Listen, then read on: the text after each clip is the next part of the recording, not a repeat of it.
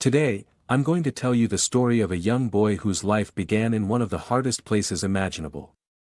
Yet he managed to change his destiny completely, until he became the richest person in his entire city. A story that started with struggle, grew into strength, and ended with a remarkable achievement. This is his journey. He was born into difficult circumstances.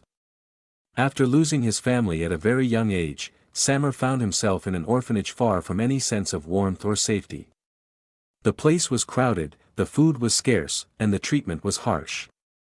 As he grew older, he was sent to work for a coffin maker, surrounded by dust, wood, and long days that felt heavier than a child could bear. One night, Samar decided he could no longer remain there. He ran away, not knowing where he was headed, only knowing what he was escaping from. After long hours of walking, he finally reached the vast city of London. London was loud, busy, and filled with strangers who never looked twice at anyone.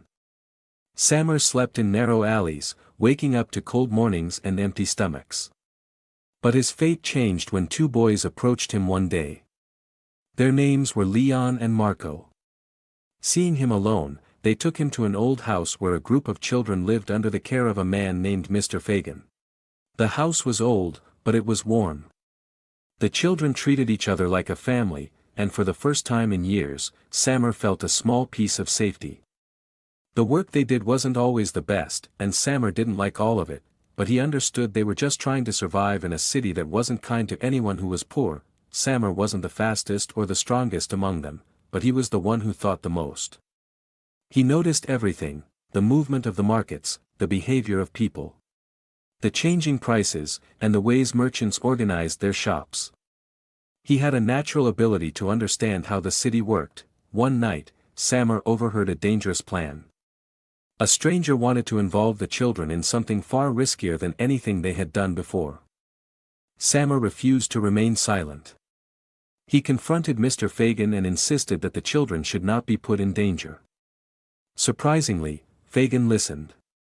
He cancelled the plan and drove the man away, choosing to protect the children over anything else. As time passed, Samar's observations became more valuable. He noticed that a large shop was about to fail due to bad management.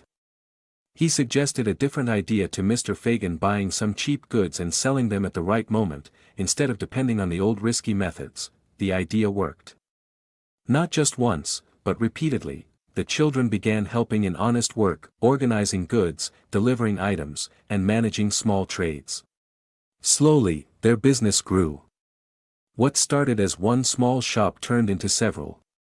People in London began to hear about the young boy who understands the market better than adults. Years passed, and Samar continued to grow, both in age and in success. He bought warehouses, shops, and eventually founded a place that helped other poor children, so none of them would have to live through the hardships he once endured. One morning, a major London newspaper printed a headline that shocked the city: "The orphan boy who became the richest man in town." But to Samar, wealth was not the achievement he was most proud of.